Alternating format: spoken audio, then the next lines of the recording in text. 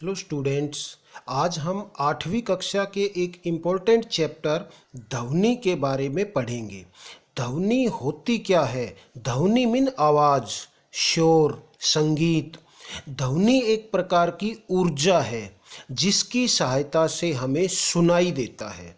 आपने tabla, guitar, harmonium, शंख, विद्यालय की घंटी, रेडियो, जंतुओं द्वारा, मनुष्यों द्वारा या पशु पक्षियों द्वारा निकाली गई आवाज़ या हॉर्न, ये सब सुने होंगे। ये सब ध्वनि है। ध्वनि कंपित वस्तुओं द्वारा उत्पन्न होती है। ध्वनि को उत्पन्न करने के लिए कंपन आवश्यक होता है। आप कभी विद्यालय की घंटी को हथौड़ा लगते ही छूकर देखिए, उसमें आपको कंपन महसूस होगा। डीजे के बजते हुए स्पीकर को छूकर देखिए, उनमें आपको कंपन महसूस होगा। अर्थात सभी ध्वनियाँ कंपन द्वारा उत्पन्न होती है। यदि किसी वस्तु में कंपन नहीं तो उसका मतलब उसमें ध्वनि उत्पन्न नहीं हो रही। जो मनुष्य होते हैं, मानव होते हैं, वो ध्वनि कैसे उत्पन्न करते हैं? आप कभी बोलते समय अपने कंठ पर हाथ लगाकर रखिए, हाथ लगाकर देखिए, आपको कंठ पर कंपन अनुभव होगा। मनुष्य में जो ध्वनि है वो वाक यंत्र अर्थात लैरिंक्स द्वारा उत्पन्न होता है। मनुष्य में ध्वनि वाक यंत्र या लैरिंक्स द्वारा उत्पन्न होती है।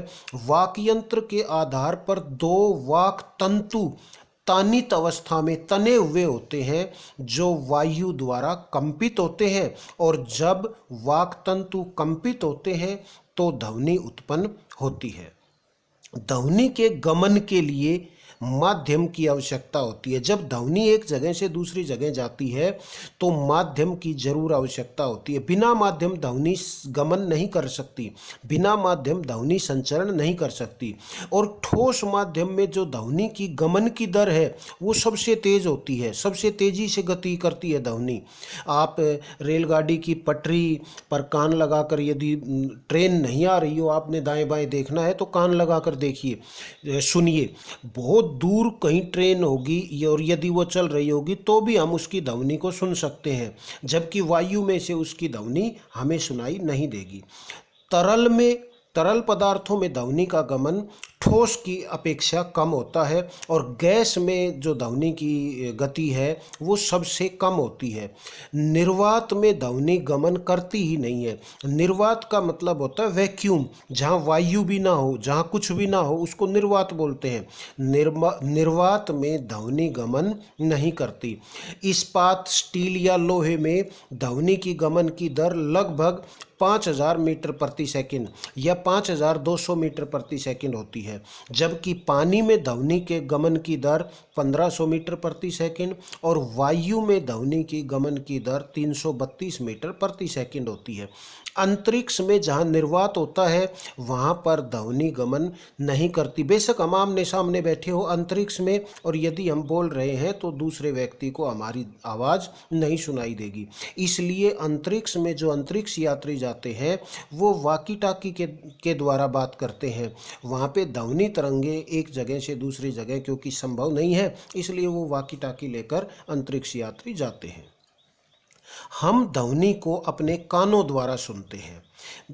हमारे कान के 3 भाग होते हैं। सबसे बाह्य कर्ण होता है, ये बाहर का कर्ण, मध्य कर्ण होता है और एक आंतरिक कर्ण होता है।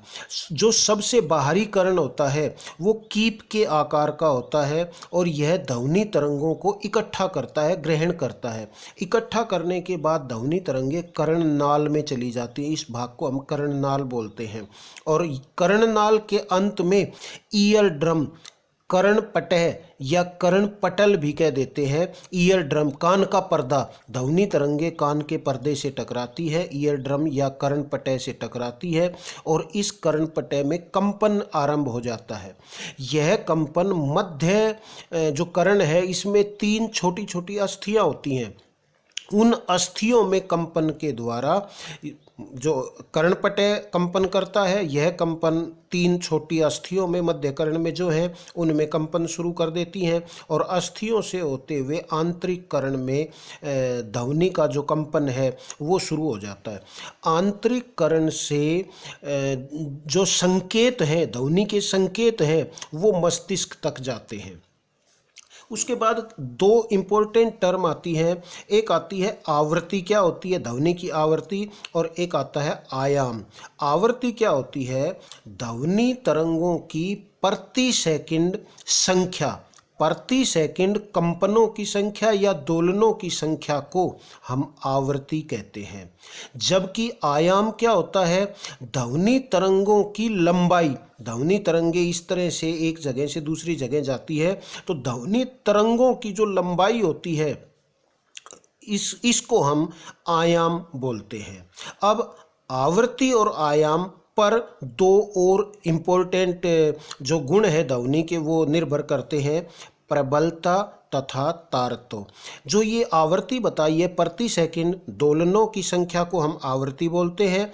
आवृत्ति को हम हर्ट्स में मापते हैं। हर्ट्स को HZ से रिप्रेजेंट करते हैं।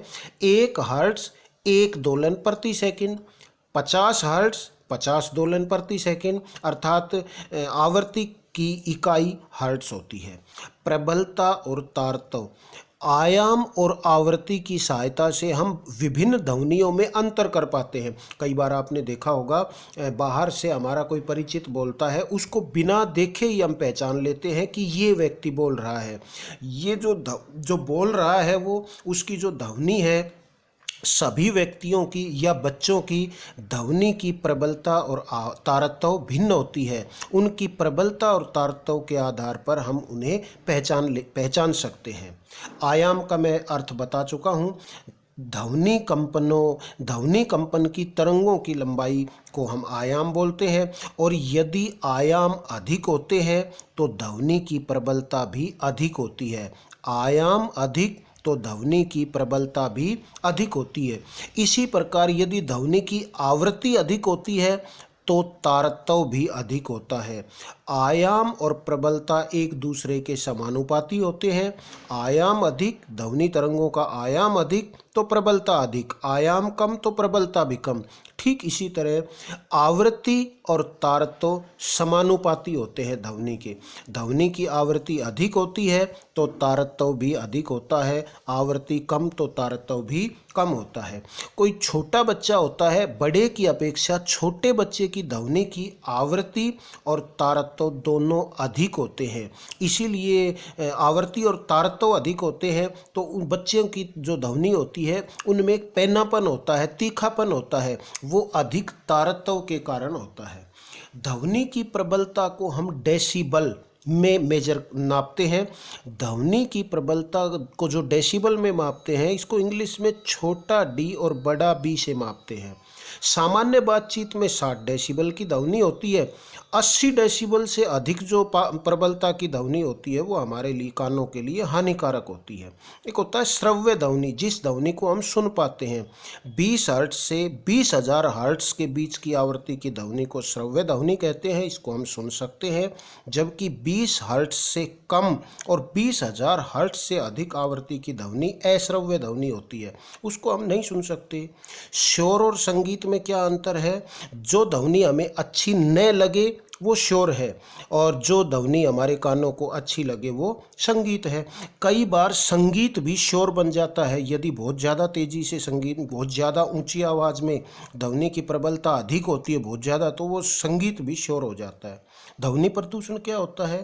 अवांछित ध्वनि को हम ध्वनि प्रदूषण कहते हैं। इससे बहरापन, स्वभाव चिड़चिड़ा, तनाव, उच्च बीपी आदि हो जाते हैं। ध्वनि प्रदूषण को दूर करने के उपाय क्या हो सकते हैं? हमें जो संगीत है वो धीरे बजाना चाहिए, फैक्ट्रियाँ, आवास आदि से दूर होनी चाहिए। तो ये था ध्वनि। वीडियो अच्छा लगा हो तो लाइक बटन ज़रूर दबाइएगा, अपने फ्रेंड्स के साथ शेयर करना मत भूलिएगा। Thank you.